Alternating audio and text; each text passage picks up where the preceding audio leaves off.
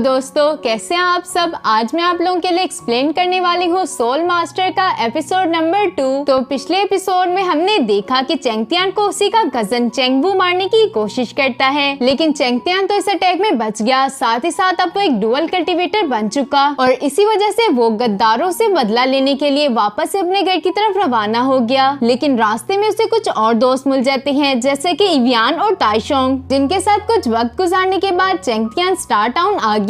यहाँ पर तो आते साथ ही चेंगतियान ने अपने कजन्स की अच्छी खासी धुलाई कर दी, जिसकी वजह से तो अब वो चेंगतियान को मास्टर बुलाते हैं। तो नेक्स्ट एपिसोड की शुरुआत में हम यहाँ पर चेंगतियान को देखते हैं, जो कि अपनी शैडो डांसिंग मूव का इस्तेमाल करते हुए चेंग मेंशन पहुँच चुका, जहाँ के तो डेसिबल्स चेंगतियान को जिंदा देखकर आपस में बातें करते हुए कह रहे थे, ये तो यंग मास्टर चेंगतियान है ना, जो कि मर चुका था, आखिर ये जिंदा कैसे है। हमारे सुनने में तो यही आया था कि चेंगतियान पहाड़ी से नीचे गिरकर गोस्ट वैली में चला गया था, जिसकी वजह से इसकी बॉडी को भी स्पिरिट्स ने खा लिया। क्या इसके बारे में वो सारी अफवाहें झूठी थी? वो यहाँ पर इसी तरह की बातें कर ही रहे थे, जबकि चेंगतियान उनकी सारी बातों को इग्नोर करते हुए अपने फादर के बारे में सोचकर कह रहा होता है, सिस्टर लाओशी और फादर पता नहीं क्या कर रहे होंगे, मुझे जल्दी से जल्दी उनके पास जाकर उन्हें बताना होगा कि मैं जिंदा हूँ। ये कहते साथ ही चेंगतियान अपने फादर के रूम की तरफ रवाना हो गया, जहाँ पर तो उसकी मुलाकात फोर्थ अंकल से हो गई, जो कि उसे देखते साथ ही काफी खुश थे। इसी वजह से वो फौरन से चेंगतियान के पास आकर उससे सवाल करते हुए कहते हैं, चेंगतियान क्या तुम ठीक हो? जिस पर तो चेंगतियान उन्हें जवाब देते हुए कहता है कि हाँ अंकल, मैं बिल्कुल ठीक हूँ, आप मुझे बताएं कि फादर कहाँ पर हैं। ये बात सुनकर तो फोर्थ अंकल भी उदासी से कहते हैं, जाओ और जाकर अपने फादर से मिलो, क्योंकि जब से उन्हें ये बात मालूम हुई कि तुम्हारे साथ कुछ हो गया है, उन्होंने खुद को कमरे में बंद कर लिया और पूरे 2 महीनों से वो बाहर नहीं आए। चेंगतियान भी यहाँ पर काफी इमोशनल हो चुका था। वो आगे की तरफ बढ़ते हुए कहता है, फादर आपका बेटा आ गया है। और ये कहते साथ ही चेंगतियान अपने घुटनों पर जाते हुए रोना शुरू कर देता है। अपने बेटे की आवाज सुनते साथ ही चेंगतियान का फादर चेंगफेंग भी फौरन से बाहर आ गया और आते साथ ही इमोशनल होकर चेंगतियान को गले लगा लेता है, क्योंकि पूरे 2 महीनों से वो अपने बेटे की शक्ल देखने के लिए तरस गया था। चेंगतियान अपने फादर की ऐसी कंडीशन देखते हुए कहता है, फादर प्लीज मुझे माफ कर दीजिएगा, मेरी वजह से आप इतने परेशान हुए। अब उसका फादर ये बात सुनकर कहता है कि माफी तुम्हें नहीं बल्कि मुझे मांगनी चाहिए, वो मैं ही था जिसकी वजह से मेरा बेटा इतने बड़े खतरे में पड़ गया। चेंगतियान तो यहाँ पर अपने फादर को बताना चाहता है कि उसे हर्ट करने वाले और कोई नहीं बल्कि उसकी अपनी फैमिली है। इसी वजह से वो अपने फादर से कहता है कि फादर मुझे पहाड़ी से नीचे गिराने वाला चेंग, इससे पहले कि आगे वो कुछ कह पाता, उसका फादर उसकी बात काटते हुए कहने लगा, अब जबकि तुम जिंदा और सही सलामत घर वापस आ चुके हो, इस वजह से वो तुम पर गिव अप नहीं करने वाले, वो तुम पर दोबारा अटैक जरूर करेंगे। हम अंदर चलकर इस बारे में बात करते हैं, क्योंकि दीवारों के भी कान होते हैं। ये कहते साथ ही ये दोनों अंदर की तरफ चले गए। इसके बाद तो सीन शिफ्ट होकर चेंगवू और उसके फादर पर आ गया, जहाँ पर तो चेंगवू का फादर उस पर काफी भड़का हुआ था। वो गुस्से से चेंगवू से कहता है कि वो कमीना अभी तक जिंदा क्यों है, जबकि तुमने तो मुझे गारंटी दी थी कि वो मर चुका है, तो वो जिंदा और सलामत यहाँ पर कैसे पहुँच गया। जिस पर तो चेंगवू अपने फादर को जवाब देते हुए कहता है कि फादर मैंने उसे खुद पहाड़ी से नीचे गिराया था, पता नहीं वो कैसे बच गया। लेकिन उसका फादर तो उसकी एक भी बात सुनने के लिए तैयार ही नहीं था, उल्टा वो उसे और ज्यादा डांटते हुए कहता है, गधे इंसान, इसमें सारी गलती तुम्हारी है, तुम्हें चेक करना चाहिए था कि वो मरा या फिर नहीं। तभी उसका चमचा बीच में बोलते हुए कहता है, बिग ब्रदर इतना गुस्सा मत करें, ये तो वैसे भी एक लूजर है, इसे क्या ही एक्सपेक्ट किया जा सकता था। ये सुनकर तो चेंगू को गुस्सा आ गया और वो गुस्से से भड़कते हुए कहता है कि बूढ़े खुसर, तुम अपनी जबान संभाल कर बोलो। जिस पर तो वो चमचा फौरन से पलटते हुए कहने लगा, मैं तो तुम्हारी नहीं बल्कि उस चेंगतियान की बात कर रहा था कि वो लूजर है, वो जिंदा वापस आ तो गया है लेकिन ज्यादा देर के लिए रहेगा नहीं, क्योंकि कंपटीशन के बहाने से हम उसे जान से मार देंगे। उसकी बात सुनकर तो एल्डर थोड़ा सा रिलैक्स हो गया, इसलिए वो अपनी पावर से चेंगयू पर अटैक करते हुए कहता है कि दफा हो जाओ यहाँ से, क्योंकि तुम्हारे जैसे यूजलेस चीजों की यहाँ पर कोई जरूरत नहीं। जबकि चेंगतियान भी यहाँ पर उसी एनुअल मीटिंग के लिए प्रैक्टिस कर रहा था। वो जितना जल्दी हो सके वॉरियर एलम में पहुँचने की कोशिश करता है, क्योंकि उसे अच्छे से मालूम हो चुका था कि उसकी फैमिली वाले क्या करने वाले हैं, लेकिन वो इसमें कामयाब नहीं हो पा रहा था। और अचानक से उसे वहाँ पर किसी की आवाज सुनाई देने लग गई, जो कि उसे कह रहा था, क्या लगता है कि तुम अगर मार्शल आर्ट में अच्छे हो तो तुम कुछ भी कर सकते हो। चेंगतियान को तो यहाँ पर कुछ भी समझ नहीं आता कि आखिर ये कौन बोल रहा है। इसी वजह से उसने चारों तरफ देखना शुरू कर दिया, जबकि वो बंदा अपनी बात को आगे बढ़ाते हुए कहता है, स्पिरिट और मार्शल की डुअल कल्टीवेशन, वो भी एक टीचर के बगैर, लगता है तुम दिन में ख्वाब देख रहे हो। तुम टैलेंटेड जरूर हो लेकिन तेरे जितने नहीं। ये कहते साथ ही वो शख्स चेंतियान के सामने आ गया, जो कि और कोई नहीं बल्कि वही एंशिएंट सोर्ड एम्परर था, जिसे देखकर चेंतियान हैरान होते हुए कहने लगा, तुम अभी तक मरे नहीं। लेकिन चेंतियान को कौन ही बताए कि बुरे लोग जल्दी नहीं मरते। वैसे ये एंशिएंट सोर्ड एम्परर इतना भी बुरा नहीं, क्योंकि आगे चल के ये चेंतियान की काफी मदद करेगा। अब वो चेंतियान से कहता है कि हाँ, वो तुम्हारी सोर्ड तो काफी पावरफुल थी, लेकिन वो मेरी सोल को डैमेज नहीं कर पाई। और वैसे भी तुम्हारी और मेरी किस्मत तो साथ जुड़ी हुई है, भला हम एक दूसरे से इतनी जल्दी अलग किस तरह हो सकते थे? क्योंकि हेवनली बुक से मुझे ये बात मालूम हुई कि वो पर्सन तुम ही हो, जो कि मेरी ट्रू फॉर्म को हासिल करने में मेरी मदद कर सकता है। जिस पर तो चेंतियान हैरत से कहने लगा, मैं आपकी मदद किस तरह कर सकता हूँ? अब एंशिएंट सोर्ड एम्परर से कहता है कि इसमें बस थोड़ी सी मुश्किलात आएंगी। इससे तो चेंतियान को वही पुरानी बात याद आ गई कि कैसे एंशिएंट सोर्ड एम्परर ने उसकी बॉडी पर कब्जा करने की कोशिश की थी। इसीलिए वो भड़कते हुए कहता है कि मैं तुम्हारी कोई भी मदद नहीं करने वाला, और वैसे भी इसमें मेरा कोई फायदा नहीं, इसीलिए तुम अब यहाँ से जा सकते हो। लेकिन एंशिएंट सोर्ड एम्परर भी काफी चालाक था, इसीलिए वो फौरन से बोलते हुए कहता है, जब से तुम मुझसे मिले हो उसके बाद से तुम्हें किसी ने भी ट्रैश नहीं बोला, और साथ ही साथ तुम्हारी कल्टीवेशन उन लोगों से अब ऊपर हो चुकी जिन्होंने तुम्हें मारने की कोशिश की। और हाँ, मैं तो तुम्हें एक बात बताना ही भूल गया कि मुझे तो 13 स्टाइल ऑफ सोर्ड और साथ ही साथ मार्शल सोल आर्मर के बारे में काफी कुछ पता है। अगर तुम चाहो तो मैं तुम्हें ये सिखा सकता हूँ। क्या तुम इसमें इंटरेस्टेड हो?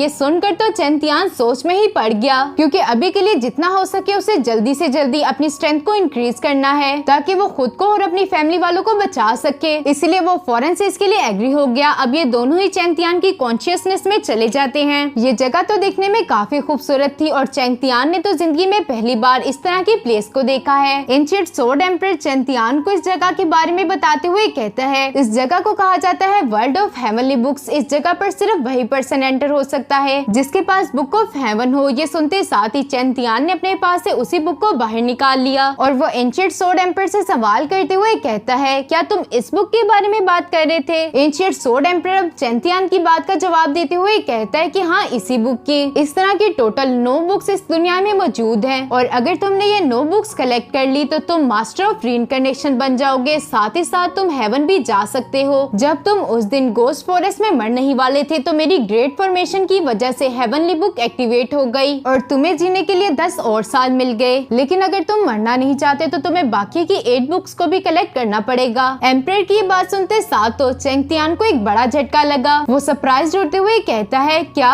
मेरे पास सिर्फ जीने के लिए 10 साल बचे हैं? मेरी तो अभी शादी भी नहीं हुई। लेकिन एंशिएंट सोर्ड एम्परर तो उसकी सारी बातों को इग्नोर करते हुए कहता है, इसे एक बार ही ध्यान से देख लेना, क्योंकि मैं तुम्हें बार बार नहीं सिखाने वाला। 13 सोर्ड स्टाइल चेंतियान को परफॉर्म करके दिखाना शुरू कर दिए। साथ ही साथ वो चेंतियान को बता रहा था कि एक सोर्ड जो कि मूव कर सकती है माउंटेन्स और रिवर्स को, जबकि 2 सोर्ड्स डीमंस को किल कर सकती हैं, जबकि 3 सोर्ड्स तो सबसे पावरफुल थी, क्योंकि वो तो स्काई के भी 2 टुकड़े कर सकती है। चेंतियान ये सारी टेक्निक सीखने के बाद वापस से ह्यूमन वर्ल्ड आ गया, जहाँ पर तो वो एंशिएंट सोर्ड एम्परर से सवाल करते हुए कह रहा था, आखिर इस स्किल का लेवल क्या है, क्योंकि देखने में तो ये काफी पावरफुल लग रही थी। जिस पर तो एंशिएंट सोर्ड एम्परर ने भी उसे बता दिया कि अगर तुम इसे पूरे तरीके से मास्टर कर लेते हो तो तुम हेवन लेवल को भी सरपास कर जाओगे। लेकिन तुम अभी के लिए इनके बारे में मत सोचो, सिर्फ इन 7 सोर्ड स्टाइल को ही सीखने की कोशिश करो। और जहाँ पर रही मार्शल सोल आर्मर की बात, तो अगर तुम ब्रेक थ्रू कर पाए तो मैं तुम्हें वो जरूर सिखाऊंगा। अब मैं काफी थक चुका हूँ, इसलिए मुझे रेस्ट करनी चाहिए। उम्मीद करता हूँ कि मैंने जो तुम्हें सोर्ड स्टाइल सिखाए तुम उनकी अच्छे से प्रैक्टिस करोगे। ये कहते हुए एंशिएंट सोर्ड एम्परर अभी यहाँ से जाने ही वाला था कि वो रुकते हुए चेंतियान से कहता है,